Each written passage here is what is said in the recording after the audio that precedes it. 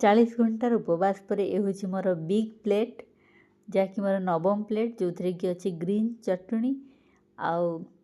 धनिया पत्र चटनी टिके दही सहित गार्निशिंग तापर ये हूँ माछ भजा आपण मैंने कमेंट कहे कौ माछर भजा तापरे बंधाकोबी ये हूँ ग्रीन सालाड जोटा कि आम शरीर पर केते उपकारी मु पूर्वर मो भिडियो कही सारी आपण मैंने भी जानी समस्ते ये हूँ मिक्स भजा शीत दिन तो मार्केट रे परिवार भर्ती तेणु भजा खाइबारे भेजिटेबल खाइबारे जमा भी हेला करंतुनी ये हूँ प्रोबायोटिक दही जोटा कि खाइबारे ऐड करबा बहुत ही जरूरी किंतु एटा ऑप्शनल अच्छी कहीं बहुत जन आमिष सहित खाती न खाइबा भी भल तापरे आपनको निजे चॉइस ता सहित ये बिलाती नहीं जोटा कि विटामिन सी रे परिपूर्ण जहाँकि आमर एंटी एजिंग प्रॉपर्टीज अच्छी तेणु तो आम प्रथम ग्रीन सालाड रू ही स्टार्ट करवा ये मु मैक्सिमम क्वांटिटी नहीं आप निजर आवश्यकता अनुजाई क्वांटिटी नहीं पारे तो प्रथमे चलतु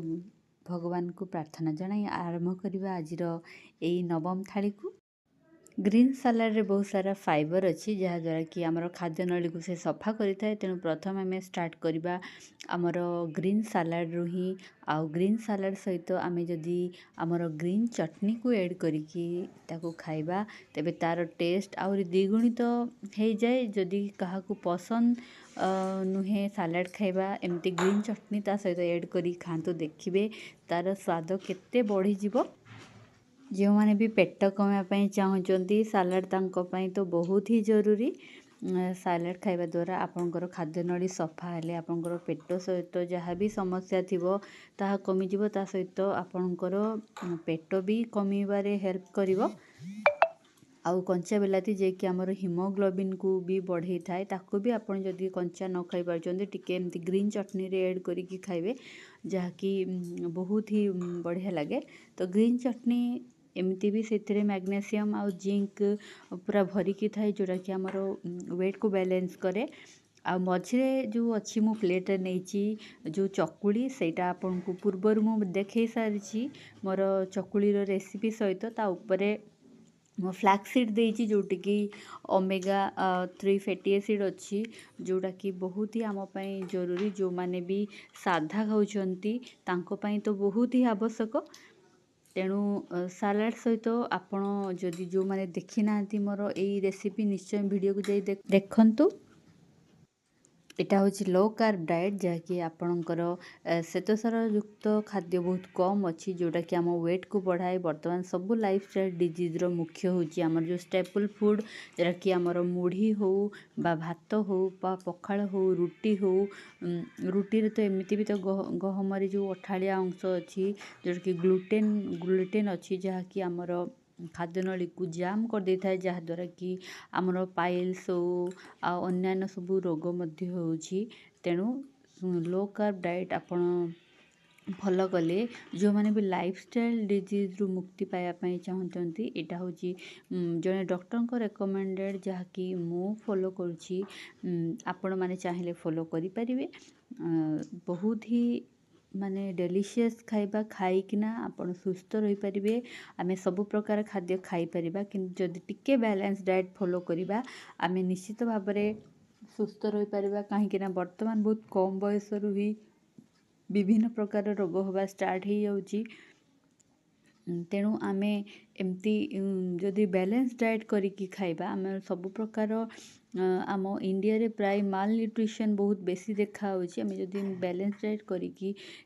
खाइबा पई चेष्टा करिबा तेबे निश्चित भाव में आमर आमे गोटे सुस्थ शरीर अधिकारी हो पारिबा एटा मो निज एक्सपीरियंस जहाँकि मु या फॉलो करी मोर 11 किलो वेट कमे पारे किंतु वेट कमेवाटा उद्देश्य नहीं उद्देश्य होची जे आपनकर एनर्जी लेवल बढ़िबो आ आपण सुस्थ रही पारबे एनर्जी लेवल पूर्वर मु 4-5 घंटा काम कले थकी जाऊली कि यही खाद्य को फॉलो कला मोर वेट बैलेंस सहित तापरे मोर एनर्जी लेवल भी बहुत बढ़ी जहाँकि मते अधिक समय काम करने को ମୋତେ ହେଲ୍ପ କରୁଛି। ତେଣୁ ଆପଣମାନେ ଯେତେ ପାରୁଛନ୍ତି ମ୍ୟାକ୍ସିମମ୍, ଆଉ ଯଦି ବି ଆପଣ କେଉଁଦିନ ଡାଏଟ୍ ଫଲୋ କରିପାରୁନାହାନ୍ତି ଆପଣ ଫାଷ୍ଟିଂ କରନ୍ତୁ। ଯେମିତିକି ମୁଁ ଏଇଟା ଫାଷ୍ଟିଂ କରିଥିଲି ମନ୍ଥଲି। ଆପଣ ଯେକୌଣସି ବା ୱିକଲି ଗୋଟେ ଦିନ ହଉ ବା ଏକାଦଶୀ ହଉ, ଏକାଦଶୀ ତ ଉପବାସ କରିବାର ବେଷ୍ଟ ଡେ। କିନ୍ତୁ ଆମ ଓଡ଼ିଶାରେ ଟିକେ ତାକୁ ନେଇକି ଟିକେ ଅନ୍ଧବିଶ୍ୱାସ ବି ରହିଛି। ମ୍ୟାରେଡ଼ ଓମେନ୍ ମାନେ କରନ୍ତିନି, କରିବା ଉଚିତ ନୁହେଁ। କିନ୍ତୁ ଆପଣ ଦେଖିଲେ ଏଇଟା ସମସ୍ତେ କରିପାରିବେ। ଯଦି ଆପଣଙ୍କ ଘରେ ସମସ୍ତେ କରୁଛନ୍ତି ବା ଆପଣଙ୍କ ହଜବେଣ୍ଡ ୱାଇଫ୍ ଦୁଇ ଜଣ ବି କରୁଛନ୍ତି, ତାହେଲେ ବି ସେଇଟା ବହୁତ ହିଁ ଆପଣଙ୍କ ହେଲ୍ଥ ଆଉ ସ୍ପିରିଚୁଆଲି ବି ଆପଣଙ୍କୁ ହେଲ୍ପ କରିବ ଗ୍ରୋ କରିବା ପାଇଁ। ଆପଣଙ୍କର ଫିଜିକାଲ, ମେଣ୍ଟାଲ, ଇମୋସନାଲ ସବୁ ଏକ୍ସପେକ୍ଟରୁ ଆପଣଙ୍କର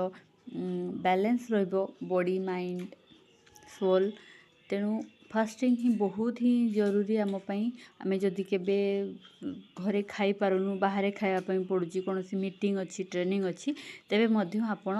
ତାପରେ ଟିକେ ଫାଷ୍ଟିଂ କରିଦିଅନ୍ତୁ। ଦେଖିବେ ଆପଣଙ୍କର ସବୁକିଛି ବାଲାନ୍ସ ହିଁ ରହିବ। ଧନ୍ୟବାଦ। ପୁଣି ଦେଖା ହେବ ନେକ୍ସଟ ଭିଡ଼ିଓରେ। ଭିଡ଼ିଓଟି ଯଦି ଟିକେ ବି ଆପଣଙ୍କୁ ହେଲ୍ପ କରିଥିବ ଗୋଟେ ଲାଇକ୍ ବଟନ୍ ନିଶ୍ଚୟ ଦିଅନ୍ତୁ। ସବସ୍କ୍ରାଇବ୍ କରନ୍ତୁ ଚ୍ୟାନେଲକୁ। ପୁଣି ଦେଖା ହେବ ଆମ ନେକ୍ସଟ ଥାଳିରେ ଏମିତି କିଛି ହେଲ୍ଦି ଟିପ୍ସ ନେଇ, ଆଉ ଏମିତି ଭେରାଇଟି ଫୁଡ଼ ଆଇଟମ୍ ନେଇ, healthy food item. Stay happy, healthy, enjoyful. Thank you.